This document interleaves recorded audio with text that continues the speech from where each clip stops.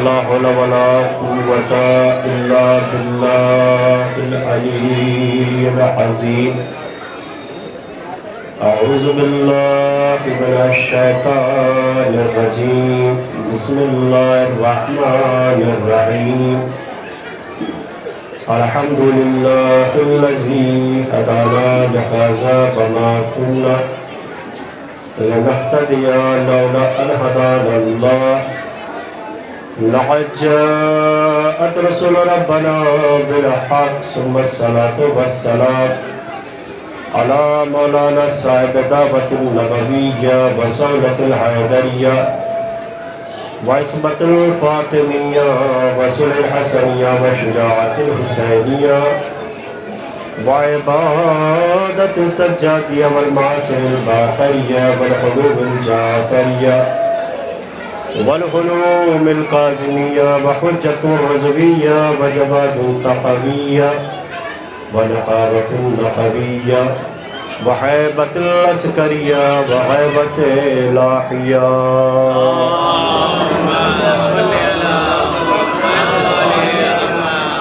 أما بعد فقد قال رسول الله صلى الله عليه وآله وسلم بسم الله الرحمن الرحيم من مات ولم يعرف امام زمانے فقد مات میتۃ جاہلیہ.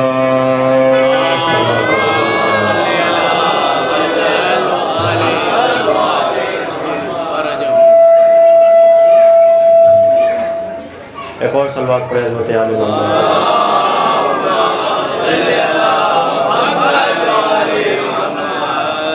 مومنین کرام، لائق صد احترام، یہ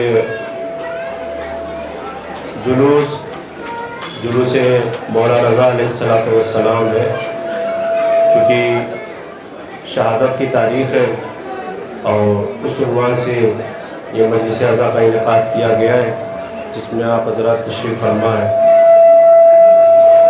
اور یہ حکم ہوا ہے کہ بس آدھے گھنٹے کی گفتگو ہے اور آدھے گھنٹے میں کچھ دیر فضائل کے اور 7 سے 8 منٹ 10 منٹ مسائل کے انشاءاللہ. ایک صلوات پڑھیں عظمت آل محمد.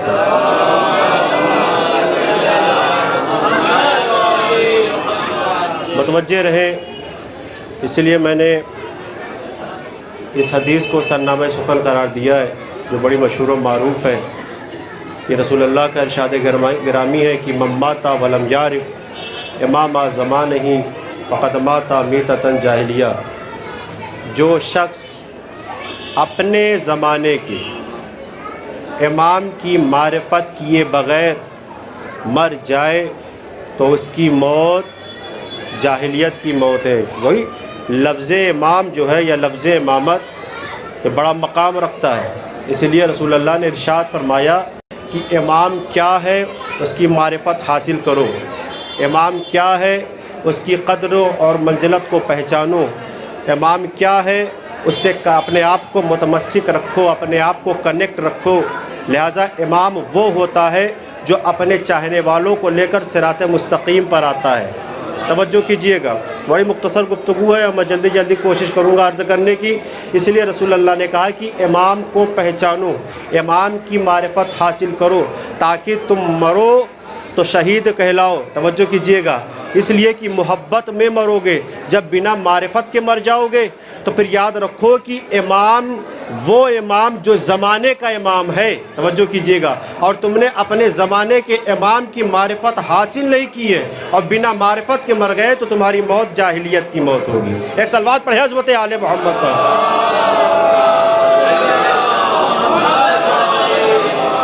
دیکھیے شہادت کی تاریخ بھائی ذرا اس کو صحیح کر دیں، یہ بار بار جو ہے ہارن مار رہا ہے. ایک صلوات پڑھیں حضرت آل محمد پر.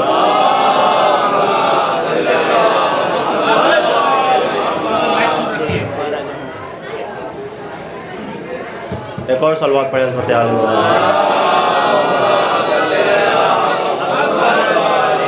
اس لیے میں اس حدیث کا سہارا لیتے ہوئے گفتگو کو آگے بڑھاؤں کہ بڑی مشہور و معروف حدیث ہے، سب کی زبان پہ رہتی ہے، کیا چھوٹا کیا بڑا. اولنا محمد، اوسطنا محمد، آخرنا محمد، وکلنا محمد. رسول اللہ نے کہا میرا پہلا بھی محمد، میرا اوسط بھی محمد، میرا آخر بھی محمد، ہم سب کے سب محمد ہیں۔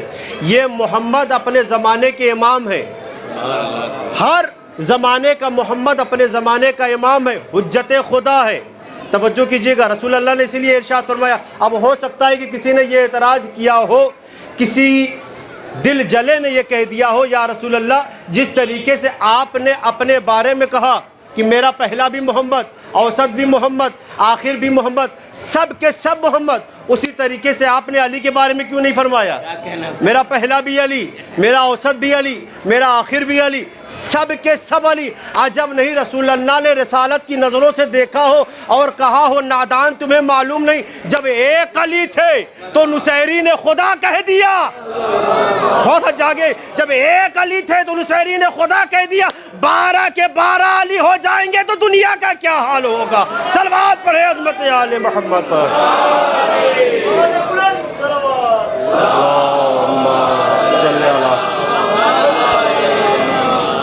تو اس لیے علی امام مبین ہے، کل شیء حصیناہ فی امام مبین، ہم نے ہر چیز کو دائرے امام مبین میں رکھ دیا ہے۔ یعنی وہ امام ہی نہیں کہ جس کو ہر چیز کا علم نہ ہو، توجہ کیجئے گا، وہ امام ہی نہیں جس کو ہر چیز کا علم نہ ہو۔ اس لیے رسول اللہ نے کہا کہ من مات ولم یعرف امام زمانہ فقد مات میتۃ جاہلیہ۔ اب رکوں گا یہاں پہ، رسول اللہ نے کہا یا علی انت بمنزلۃ کعبہ، اے علی تمہاری مثال کعبے کی جیسی۔ توجہ کیجئے گا، کبھی آپ نے غور کیا، کبھی آپ نے فکر کیا کہ رسول اللہ نے یہ کیوں کہا ہے کہ تمہاری منزلت کعبے کی جیسی؟ توجہ کیجئے گا، میں آپ سے سوال کر رہا ہوں، اسی میں جواب مل جائے گا۔ آپ نماز پڑھتے ہیں تو آپ کا رخ کس طرف رہتا ہے؟ توجہ کیجئے گا، کس طرف رہتا ہے؟ کعبے کی طرف رہتا ہے۔ اگر ذرا سا آپ ٹیڑھے ہوئے، رخ ذرا سا آپ نے بدلا تو آپ کی نماز، بھائی وہاں سے کعبہ نہیں کہے گا کہ فلاں صاحب آپ ٹیڑھے ہو گئے ذرا سیدھے ہو جائیے، توجہ کیجئے گا، یا فلاں صاحب آپ نے رخ بدل دیا ہے ذرا رخ کو صحیح کریے۔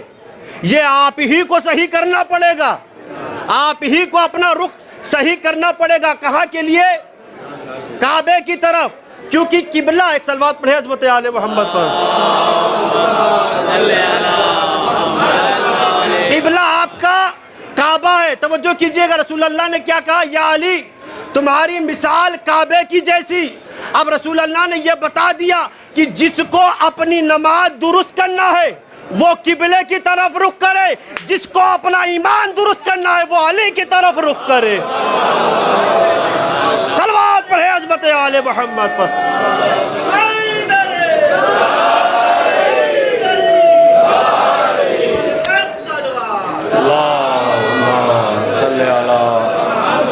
آپ نے غور کیا تو جب رسول اللہ نے کہا کہ تمہاری مثال کعبے کی جیسی، تو جب آپ اس کی وضاحت کریں گے، جب آپ اس کی ڈیٹیل کو سمجھیں گے، جب آپ تحقیق کریں گے، غور و فکر کریں گے، تو وضاحت یہ ہوگی کہ اگر نماز درست کرنا ہے تو قبلے کی طرف رخ کرو، ایمان درست کرنا ہے تو علی کی طرف متوجہ ہو۔ یعنی رسول اللہ نے کہا ہے کہ اپنے دامن کو علی سے متمسک کر لو، کنیکٹ کر لو۔ اس لیے رسول اللہ نے دعا کی ہے کہ بار الہ حق کو ادھر ادھر موڑنا جدھر جدھر علی بڑھے۔ صلوات پڑھے عظمت آل محمد پر۔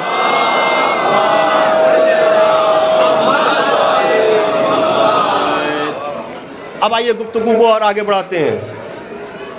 تو یہ ہے اپنے زمانے کے پہلے محمد، کون؟ مولا علی علیہ السلام۔ میرا پہلا بھی محمد، اوسط بھی محمد، آخر بھی محمد، سب کے سب محمد۔ یہ امام مبین ہے، یہ امام ہے، حجت خدا ہے۔ اب ہم کو جانا ہے 8ویں امام تک، کیونکہ اسی مناسبت سے مجلس اعضاء کا انعقاد کیا گیا ہے۔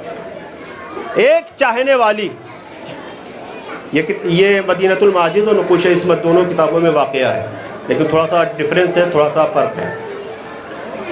ایک چاہنے والی جس کا نام تھا حباب والبیہ، توجہ کیجئے گا، مولا کی خدمت میں آئی اور آ کے کہنے لگی کہ میں فخر کرتی ہوں کہ میرا امام علی مرتضیٰ ہے، توجہ کیجئے گا، اور میں سارے زمانے سے کہتی ہوں کہ علی مرتضیٰ کو اپنا امام تسلیم کرو۔ دیکھیے ایک میسج دیا، ایک صلوات پڑھے عظمت آل محمد پر۔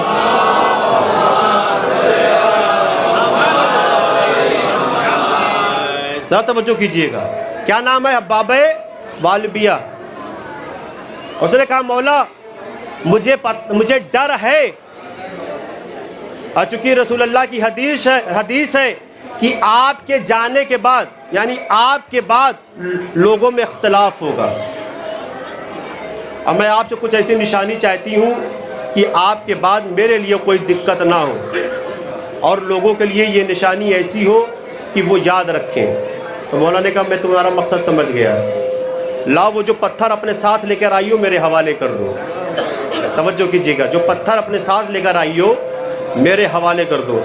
مولا نے اپنی انگشتری اتار کر اس پر مہر لگائی، ثبت کی مہر اپنی، اور کہا یاد رکھو جو میرا جانشین ہوگا وہ اسی طریقے سے مہر ثبت کرے گا جس طریقے سے میں نے تمہیں کر کے دکھایا ہے، یہی مہر ہوگی تو وہی میرا وصی ہوگا۔ لاکھ دعوے کرنے والے ہوں گے لیکن تم یہ نشانی اگر میرے وصی سے مانگو گی تو وہ دے گا۔ توجہ کیجئے گا، اور کہا یاد رکھو تم صرف یہاں تک نہیں، اسی طریقے سے ثبت کی جس طریقے سے بابا جان نے یعنی مولا علی نے۔ یہ سلسلہ امام حسین کے زمانے میں چلا، چوتھے امام کا زمانہ آیا، اور جب چوتھے امام کا زمانہ آیا تو معاذ اللہ کچھ ایسے تھے کہ جو جناب محمد حنفیہ کی طرف جانے لگے، کچھ ادھر ادھر بھی جانے لگے۔ اب تاریخ کا مطالعہ کریں، میں بوجھ بچتے ہوئے یہاں پر مجلس پڑھ رہا ہوں، جانے لگے۔ لیکن حباب الوابیہ جب وہاں پر پہنچی ہے تو چوتھے امام دیکھ کر مسکرائے اور سب کے سامنے کہا حباب الوابیہ لاؤ میری جد کی تختی میرے حوالے کر دو۔ توجہ کیجئے گا، چوتھے امام کے ہاتھ میں آنا تھا کہ چوتھے امام نے اسی طریقے سے مہر ثبت کی جس طریقے سے ان کے جد نے کی تھی۔ لیکن یہاں پر ایک چیز کا اضافہ ہوا، چوتھے امام کے زمانے تک حباب والبیہ کی عمر 113 سال کی ہو گئی تھی۔ بھئی مولا نے کیا کہا تھا؟ 8ویں جانشین تک زندہ رہو گی، اللہ تمہیں اتنی عمر دے گا۔ ایک صلوات پڑھے نا عظمت آل محمد پر۔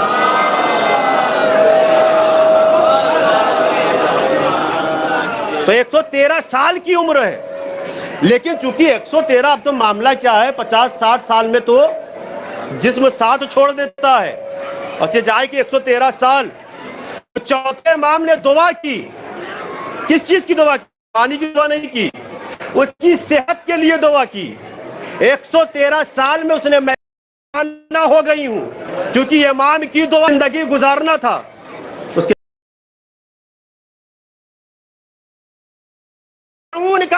ہاں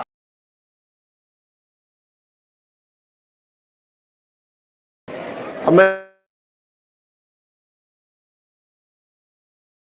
امام کے 8ویں امام کے زمانے میں، توجہ کیجئے گا، لیکن دربار سے پہنچی، مولا دیکھ کر مسکرانے لگے، کہا بابا الوابی، لوگوں نے کہا کہ آج کے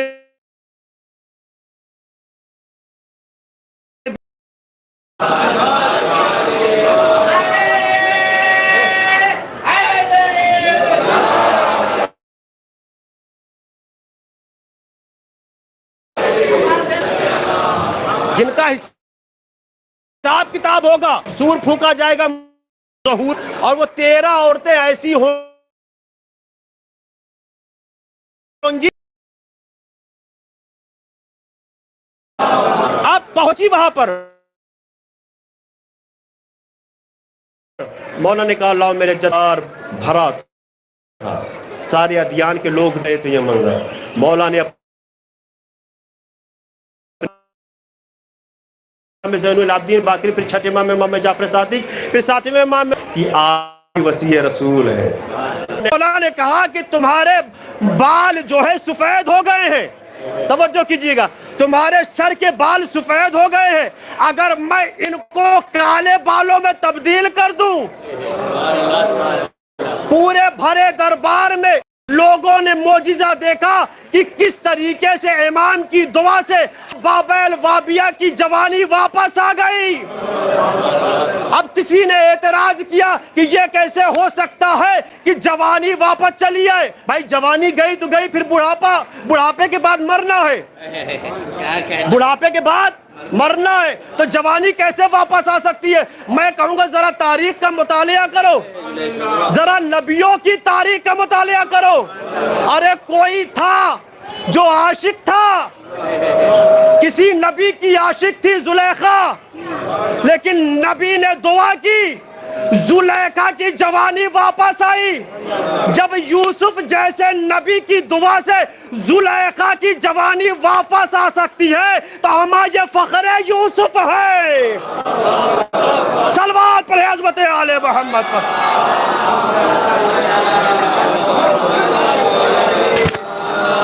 ایک اور صلوات پڑھیں عظمت آل محمد پر۔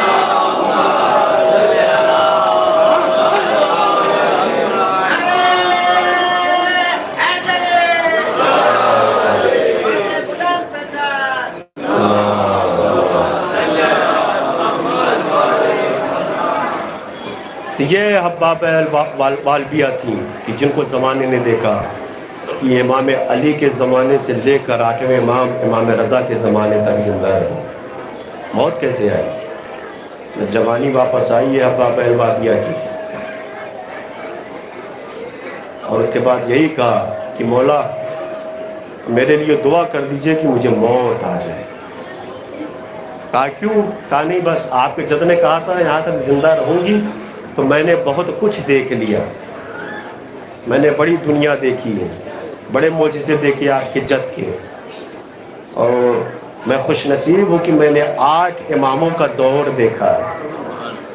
واقعی کتنی خوش نصیب ہوگی اب بابیل والبیہ کہ جس نے 8 امام کا دور دیکھا ہے۔ اب کچھ ایسے نام بھی ہیں آپ تاریخ میں دیکھیے، ابو حمزہ صومالی جن کے نام سے دعا ہے، کتنی مقدس دعا ہے ہمارے لیے کہ ہم ان دعاؤں کے رہتے ہوئے، دعائے کمیل صحابی کے نام پہ دعا ہے، دعائے ابو حمزہ صومالی صحابی کے نام پہ دعا ہے۔ ہم ان مقدس دعاؤں کے رہتے ہوئے جو ہمارے پاس ہے اور غیروں کے در پہ ہم چلے جاتے ہیں، کائے کے لیے؟ صرف ایک اس چیز کے لیے کہ ہم کو آرام مل جائے۔ یقیناً اگر معرفت حاصل کرنا ہے، دیکھنا ہے تو صحابیوں کے کردار کو دیکھو۔ بہلول کتنے اماموں کا دور دیکھا ہے بہلول نے؟ آپ غور کر رہے ہیں؟ یہ ایسے تھے کہ جن کو اپنے زمانے کے امام کی معرفت حاصل تھی، اور یہ ایسے تھے کہ جو بڑھ بڑھ کر مقابلہ اور مناظرہ کرتے تھے اور امام کے اقوال کو لوگوں کے سامنے رکھتے تھے، دلیل کے ساتھ باتیں کرتے تھے۔ اور جب مامون کا زمانہ آیا ہے اور 8ویں امام کا پہلی بار اس نے مقابلہ کیا، یعنی دیکھا، تو سارے بچے بھاگ گئے۔ یہ واقعہ آپ کے سامنے، سارے بچے بھاگ گئے، لیکن امام اپنی جگہ کھڑے رہے۔ جب مامون چونکہ بادشاہ تھا، جب سواری قریب آئی تو کہا کہ تم کیوں نہیں بھاگے؟ امام کا جواب یہی تھا کہ میں نے تو کوئی ایسا جرم کیا نہیں تھا، میں نے تو کوئی ایسا فعل انجام دیا نہیں تھا کہ جس کے ڈر کی وجہ سے میں بھاگ جاتا۔ توجہ کیجیے گا۔ اور تو آ رہا تھا تو تیرے لیے تو راستہ اتنا تنگ نہیں تھا کہ تیرے آنے جانے میں کوئی دقت ہوتی، اس لیے میں اپنی جگہ پہ کھڑا رہا۔ تو کسی نے کہا کہ یہ وہی ہے کہ جن کا آپ انتظار کر رہے تھے، آپ مدینے سے بلانا چاہتے تھے۔ جب اسے سنا واپس چلا گیا، پھر تھوڑی دیر کے بعد اسی راستے سے واپس آیا۔ توجہ کیجیے گا، 8ویں امام کا بچپنا ہے، 9 سال 10 سال کی عمر ہے، اور جب واپس آیا مامون رشید تو پھر اس نے سوال کیا کہ یہ بتاؤ کہ میرے مٹھی میں کیا ہے، اور مٹھی کو اس نے پیچھے رکھا تھا بند کر کے، کہا بتاؤ میری مٹھی میں کیا ہے۔ بس اتنا سننا تھا کہ امام رضا نے کہا یاد رکھو اللہ نے زمین کو خلق کیا ہے، پھر اس کے بعد زمین بچھائی فرش بچھایا، پھر آسمان بچھائے، آسمان پہ بادلوں کو دوڑائے، نیچے سمندر بنایا. توجہ کیجئے گا، سمندر میں پانی کے لیے بادل سے پانی کو بھیجا ہے، اور جب پانی آئی تو اللہ نے اپنی مخلوق کو بھیجا، اور یہ بادشاہ وقت انہی مخلوق کا شکار کر کے، توجہ کیجئے گا، انہی مخلوق کا شکار کر کے اپنے ہاتھوں میں لاتے ہیں اور آ کے ہم سے پوچھتے ہیں کہ بتاؤ کیا ہے. تو کہا یہ کیسے پتا چلا کہ میرے ہاتھ میں مچھلی ہے؟ توجہ کیجئے گا، یہ کیسے پتا چلا کہ میرے ہاتھ میں مچھلی ہے؟ کہا یاد رکھو کہ میں اس کا بیٹا ہوں جس نے سلونی سلونی کا دعویٰ کیا تھا، جس نے سلونی سلونی کا دعویٰ کیا تھا. ایک جملہ میں آپ کے سامنے عرض کر دوں، دنیا چاہے مانے یا نہ مانے، لیکن ایک وقت ایسا آتا ہے کہ انہی اللہ کے نیک بندوں کو ماننا پڑتا ہے، چاہے وہ علی مرتضیٰ کی شکل میں، چاہے وہ علی رضا کی شکل میں ہو. ایک صلوات پڑھے عظمت آل محمد پر.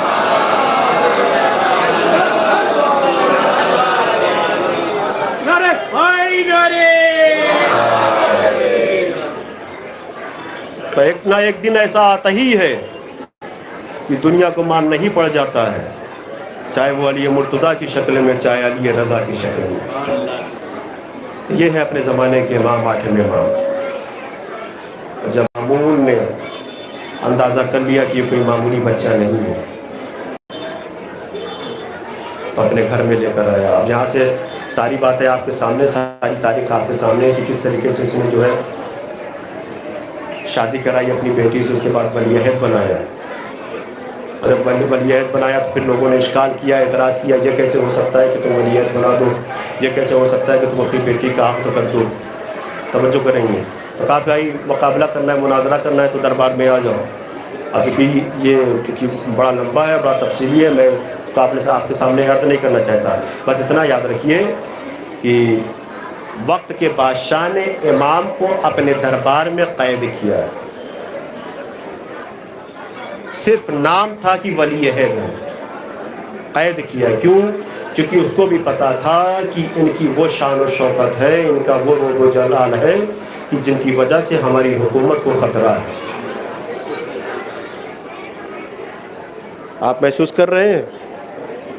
یہ آٹھویں امام ہے. ابھی آپ نے کلام میں سنا ہے،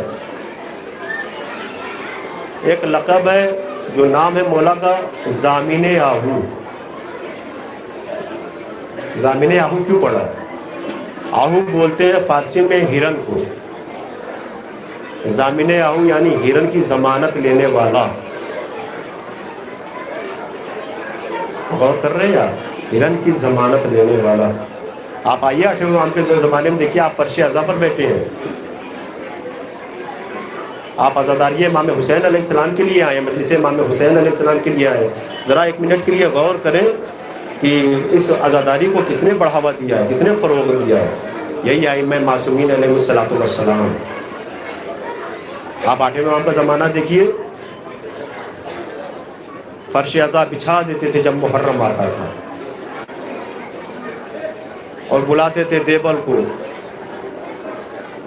دیوبل پڑھو میرے جد کے مصائب پڑھو، مرثیہ پڑھو.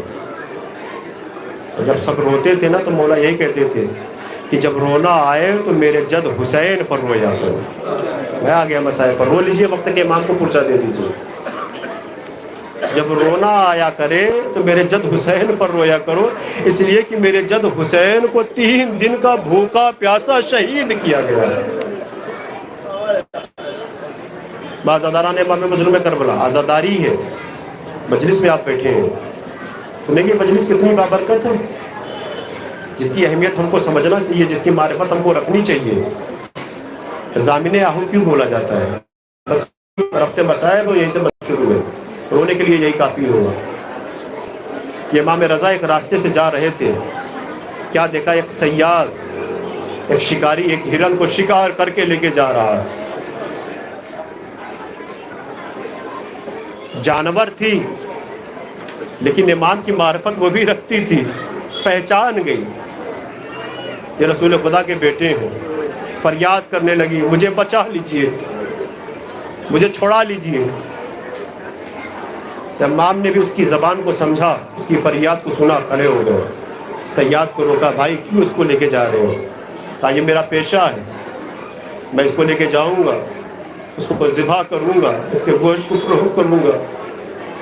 بس اتنا سننا تھا کہ اس ہرن نے کہا، اس ہرنی نے کہا اے مولا بے شک یہ مجھے لے کے جائے، لیکن میں آپ سے التجا کرتی ہوں کہ مجھے اتنی دیر کی مہلت دے دیجئے کہ میرے دو چھوٹے چھوٹے بچے ہیں جن کو میں نے چھوڑا ہے، وہ بھوکے ہیں پیاسے ہیں، میں ان کو جاؤں دودھ پلا کر چلی آؤں۔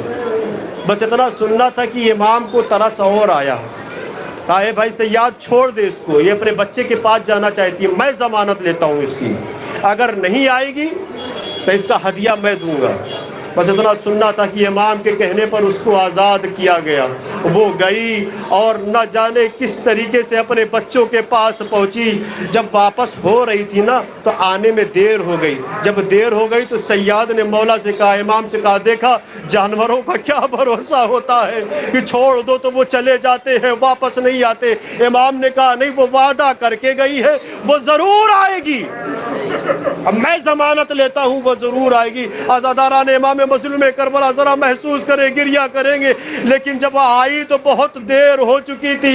اب اس نے اپنے آپ کو پھر سے سیاد کے حوالے کرنا چاہا۔ ایک مرتبہ مولا نے پوچھا کہ میرے سوال کا جواب دو، آنے میں دیر کیوں ہوئی؟ ارے اس ہرنی نے کہا اے مولا، ارے میں واپس آ رہی تھی تو میں نے دیکھا کہ میری قوم میں آپ کے جد کے نام کی فرش عذاب بچھی ہے۔